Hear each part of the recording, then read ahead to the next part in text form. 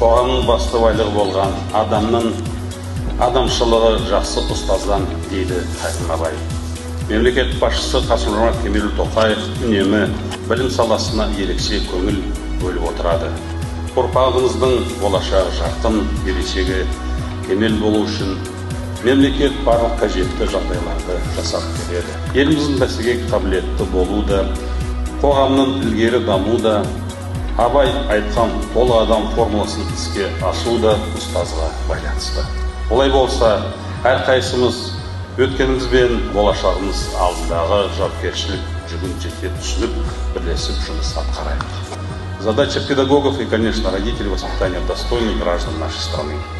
Уверен, что педагогическая общественность нашей области, осознавая глубину и значение поставленных задач, приложит максимум усилий для того, чтобы ее ученики всегда были в авангарде отечественного образования, прославляя наш Казахстан далеко за его пределами.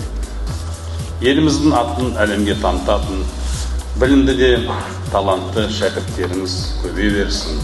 Сіздерге зор денсаулық, ұзақ өмір, қиын да қастерлі ұстаздық қызметте шығармашылық табыстар тілеймін. Рахмет.